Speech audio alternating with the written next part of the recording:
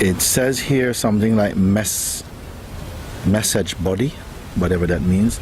Why does the mind seem so powerful to overcome?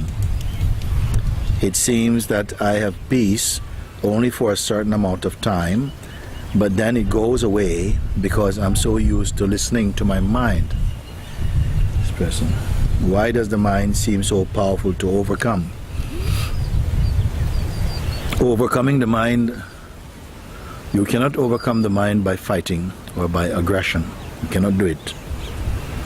The only really lasting way of transcending the mind is understanding, first of all, that you are not the mind.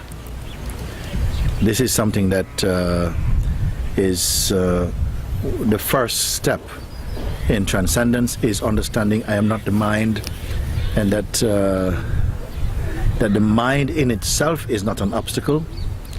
It's only an obstacle if it stops you from going somewhere, you see. But the mind cannot stop you from being here. It is like you're walking, you're meant to walk from here to the gate, and there are lots of people on the way trying to get your attention. You don't have to give attention to them, you see.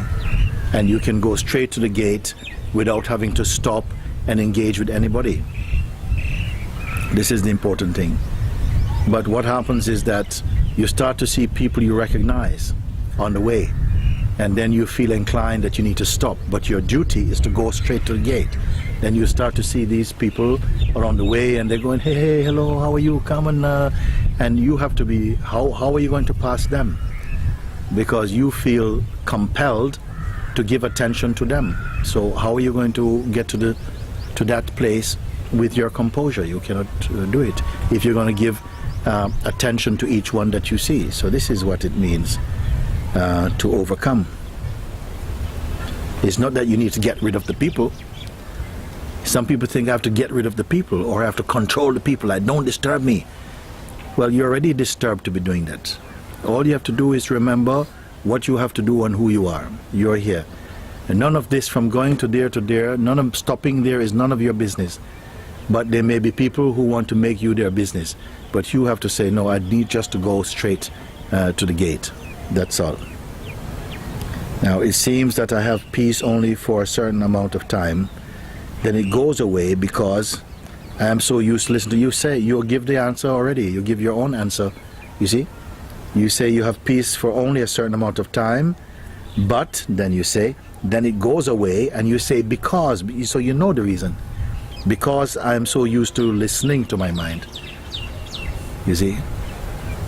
You're walking down to the gate, you have to go to the gate, and many conversations are happening. Why you have to pay attention? It's not your business. But is it the same? Is it a good analogy?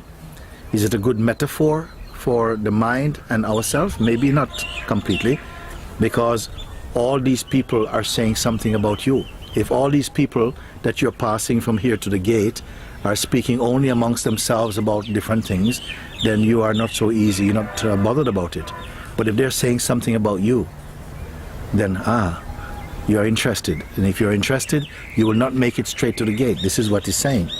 You say, because I'm so used to listening to my mind. And how can you not listen to your mind? Well, because the one that they are speaking about is not really you. So first thing, if you're walking from here to the gate, a distance of 50 meters, can you get there without being distracted? So you're walking to the gate and you see lots of people talking amongst themselves on the way. So no trouble, because nothing personal. The next one, you're going the same distance, but people are talking about you. Yeah, I think look at him, you think he's so good. Can you walk with the same detachment?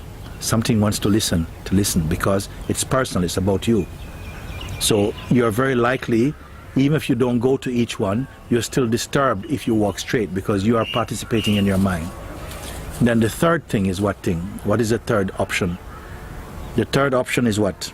Is that somehow knowing that the one they are speaking to is not you, but only the idea you have of who you are. Some idea about you. It's almost like a mask. They are speaking about the mask. but you know you're not the mask. So then you're not distracted. So this is the way to transcend it. Don't try and get rid of the people. More will just come. You see? Don't pretend you're not listening, because you're already engaged. So if you pretend you're not listening, it's because the pretending one is also the ego. It's still the same one that's been affected by the voices that he's hearing. So I've just pointed you those three.